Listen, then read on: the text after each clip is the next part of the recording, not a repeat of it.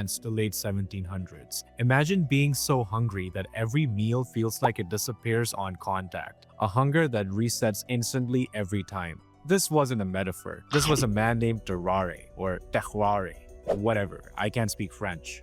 You know how some people eat for comfort, stress eating, sad eating, bored eating, food as a way to feel better, or at least feel something. For Tarrare, it wasn't comfort. It wasn't pleasure, it was pure panic. Because no matter how much he ate, the hunger never backed off.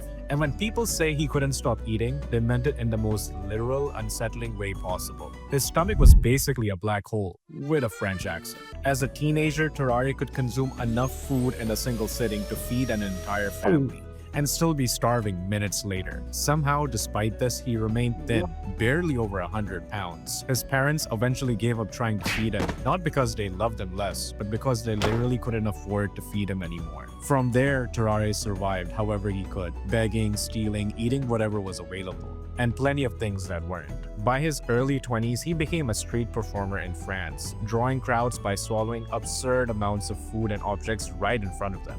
Apples by the basket, live eels, snakes, cats, corks, stones, whatever fit in his mouth, he tried to eat it. Witnesses said he smelled constantly, sweat poured off of him, and his body radiated heat.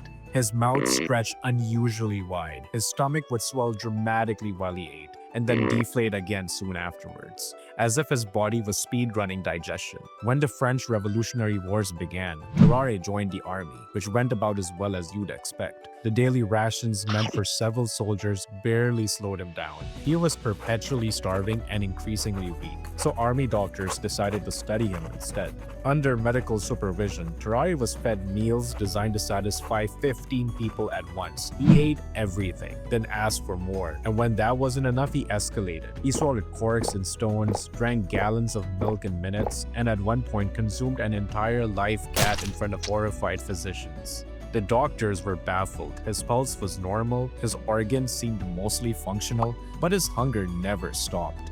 Things took a much darker turn when food began disappearing from the hospital, followed by the unexplained disappearance of a toddler. Nothing was ever proven, but suspicion fell heavily on Tarrare. He was quietly expelled, and whether guilty or not, his reputation never recovered. His condition had crossed from bizarre to genuinely frightening. In his final years, Tarrare was sick, exhausted, and desperate. He begged doctors to cure him and nothing worked. He died at just 26 years old, his body destroyed by years of relentless consumption. During the autopsy, doctors found his esophagus stretched unusually wide, his stomach massively enlarged, and his organs severely damaged. Even then, the mystery wasn't solved. Modern theories offer a few possibilities. One of them is hyperthyroidism, an overactive thyroid that can cause extreme hunger, weight loss, sweating, and heat intolerance. That explains some of the symptoms, but not the sheer scale of what Tarrare could eat. Another theory points to damage in the hypothalamus, the part of the brain that tells you when you're full. In animals with hypothalamic damage, eating simply doesn't stop. That could explain the endless hunger, but not why his body tolerated it for so long. There's also pica, a condition that causes people to crave non-food objects. Tarrare clearly had that, though most cases don't involve swallowing live animals in public.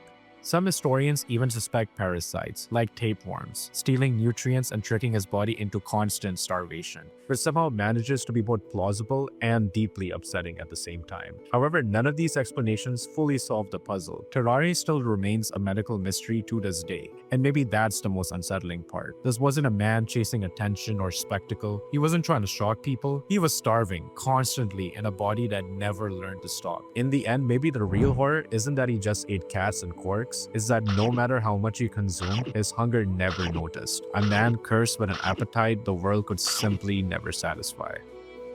Can we make a copy of this? Give me kind of hungry. Maybe for a pizza or something.